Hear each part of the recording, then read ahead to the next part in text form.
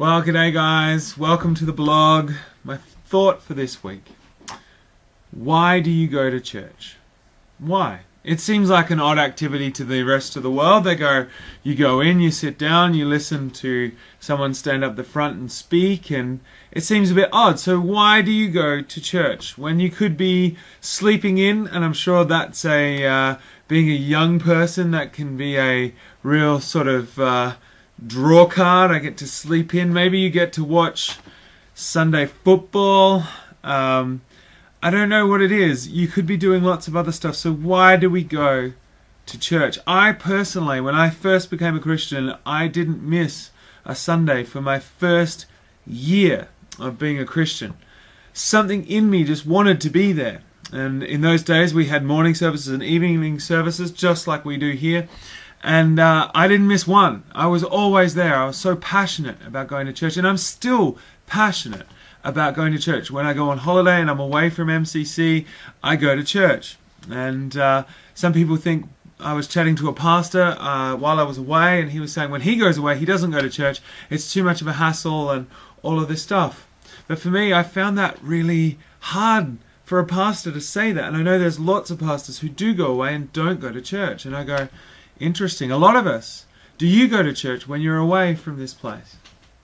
And it's interesting because the Bible does say some stuff on this. And it says this in Hebrews 10:25. You'd be well aware of this. I'm going to read verse 24 as well. And it says this: "And let us consider how we may spur one another on towards love and good deeds, not giving up meeting together, as some are in the habit of doing, but encouraging one another, and all the more as you see the day approaching." Now, when I was younger, I took that as a command. You must go to church. And I have, since that first year of my faith, coming to Jesus, I have started, every now and again I have skipped.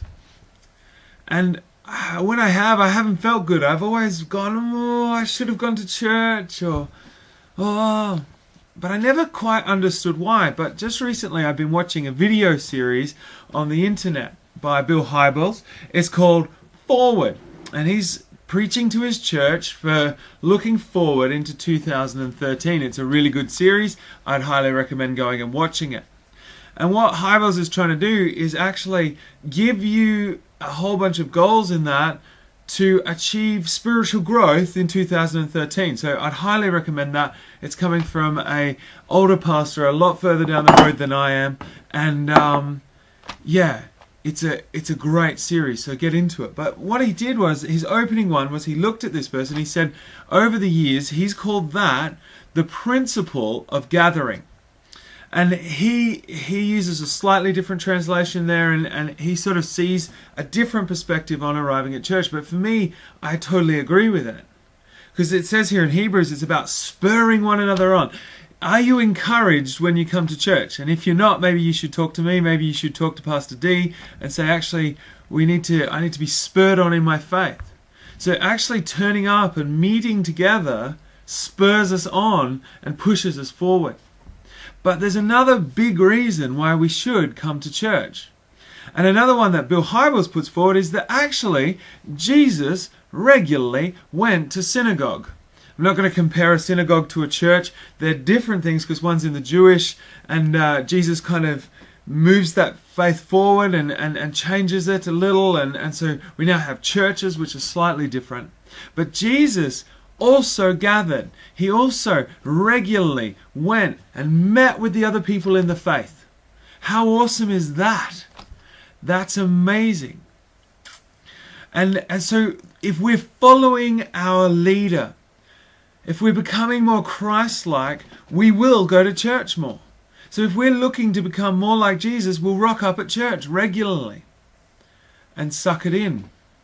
The final thing that Hybels mentions, and this is the thing that I think is actually the key. This is like the meat on the dry bones of what I used to think, is this.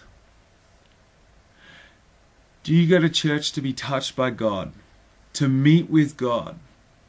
To let Him speak into your life? This can happen in so many different ways. I've been, like Hybels presents in his video, but I've been touched by conversations I've had. I've been touched by worship time. I've been touched by the sermon. So often I think we come into church and we're worried about all sorts of different things. I don't know what's going on in your head this week. You know, maybe it's exams. Some of you guys are taking exams. Maybe it's work troubles and you come in. And instead of, sometimes preachers or worship leaders, this is their favorite one, they go, forget about your week, forget about the troubles of this week and come and bask in the glory of God. And I get why they say that. But I want to say to you, no, Sunday is about bringing those troubles to God, bringing those burdens to God as a group, praying it out, as a group, helping each other in the faith, as a group, moving us forward. That's why I go to church. I don't go to church because the worship is, the most amazing worship, although it's good and I'm enjoying it. I don't go to church because the sermon, rocks my world every week.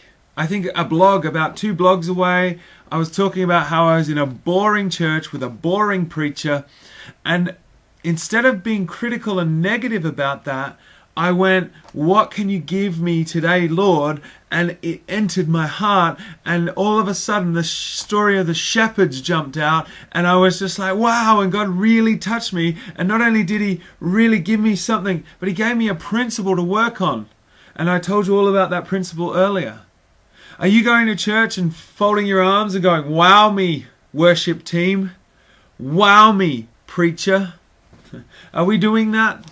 Are we analyzing the worship? Are we worried about what time church finishes so we can get home? We talked about time last blog. Are we worried about all the worldly things of church?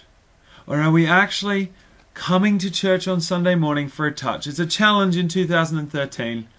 Why do you go to church? Do you go for the coffee and the biscuits? Do you go for the songs? Or do you go to meet with the Creator God, the King of Heaven, and have a conversation with Him? Do you go to be encouraged, to be spurred on in your faith, pushed forward, broken out of bad habits? Is that why you go? I hope that's why you go. That's why I go, and I'm going to continue to keep nurturing. I've got a confession to make. I can be quite critical, especially when it comes to preaching, especially when it comes to worship. And over the last 3 or 4 years, I've been really working on that critical heart. And I've realized, like Bill Hybels was suggesting in this video as well, that the less critical I am and the more open to God I am. See, the less I look at the preacher, the style, the person, and the more I look at what's being said, God comes into my heart and He makes the changes that I require. Guys, one of the things, a beautiful story, I'm going to share it, from Soul Survivor, is of Mike Pilavachi's church. And they became connoisseurs of worship in Mike Pilavachi's words. And he was saying that, like, in the end, the worship got dry and it got dead and it got, it just lost the spirit. Because everyone was coming in and judging it. They were rating it out of 10. It's a bad habit to get into. And Mike Pilavachi said, that's it, no more worship. And I'm not entirely sure how many weeks that went on for, but he just said, that's it, we're shutting down the worship team. There's no worship, we're just going to sit silently with God. And of course now we go to Soul Survivor with Mike Pilavachi and the team, and of course they're using music again, and they're back into that. But after a period of time, they came back to worship, and Matt Redman had written a new song, and it says, I'm coming back to the heart of worship. It's all about you, Lord. I'm sorry for the things I've made it. Don't do it with church. It's not just a worship thing. Just don't do it with church. Church is about you, but it's about you being connected to God. It's about you coming in and being touched by God.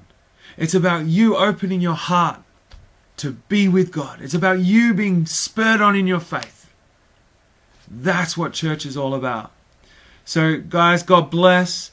I've pouring out the challenges in January. So, keep being challenged. Keep being challenged. Get online, watch that series by Bill Hybels. Highly recommend it. It's fantastic. All right, guys, I'm going to go. Have a really great week.